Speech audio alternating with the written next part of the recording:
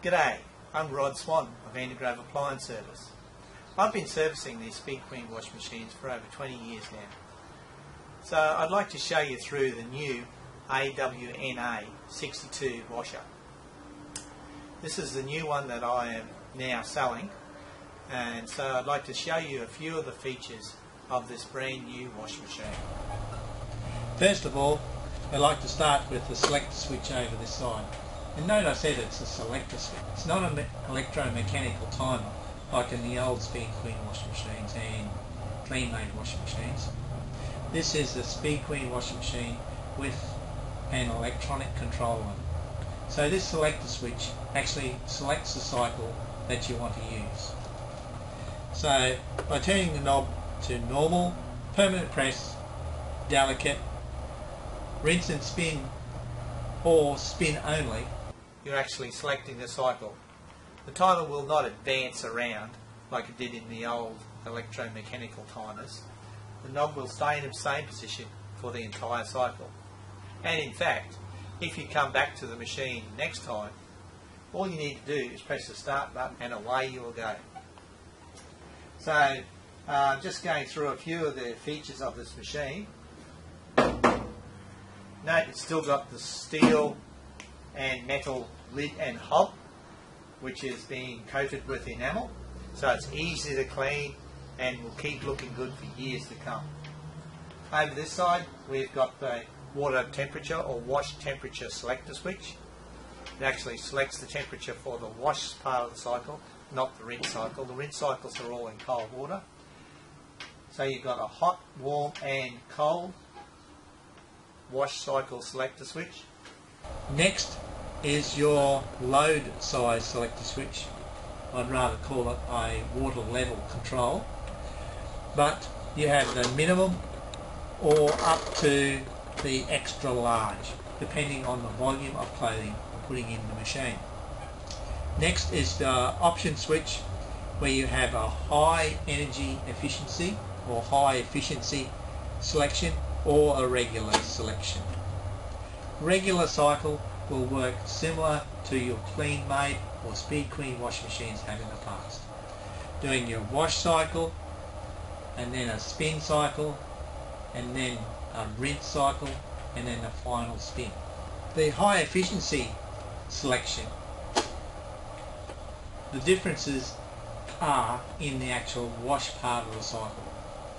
It will fill up and do a wash for a certain period, and then it will pause or do a soak. Continue to wash, and then it will pause for another soak. It will actually have 4 soak periods during the wash part of the cycle. This does prolong the length of the wash cycle. But during this soak period, the detergents are still acting on the clothes while they soak in the water. This is how they achieve the higher efficiency, and this has got to be achieved to be able to sell the machine as a domestic washing machine in the Australian market. To achieve this, it washes for a certain amount of time and then pauses, and during this pause period the clothes are soaking and the detergent is still acting on the clothes.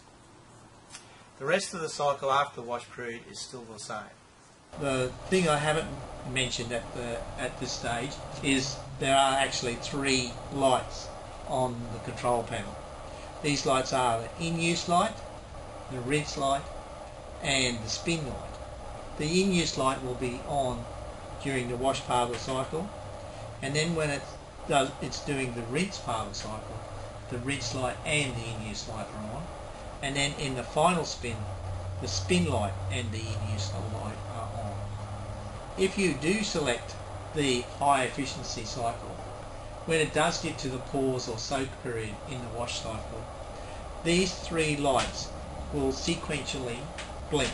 So you'll get one blink, then the rinse light, then the spin light, and then back to the rinse light, and back up the in-use light. When the wash does start to continue again, you'll go back and just have the in-use light. If you want to add something else to the clothing or pause the cycle, the machine will pause while you've got the lid open, and you can actually leave it open for as long as you like. add whatever clothes or take whatever clothes you like. When you put the lid back down again, the machine will continue on its cycle. The only other thing that I could add to that is if you did want to do a manual soak period during your wash, you start it as per normal, select whatever cycle you use, press the start, let it fill up with water, let it wash for a certain amount of time. Then turn the selector switch to the off position. This will actually turn the machine off. You can leave it soaked there for as long as you like. Then when you're ready to continue the cycle, reselect whatever cycle you want and then press the start button. And because the machine is already full with water, it will continue the wash part of the cycle and then continue on the rest of the cycle doing your spins, your rinse and your spin. Well, that's all I can show you at this stage. Wait for my next video where I'll show you the inside of the machine. I'll take the front panel off and show you how the machine works on the inside. If you're ready to buy one of these machines right now, my details are below. And that's all for now. I'll see you in the next video.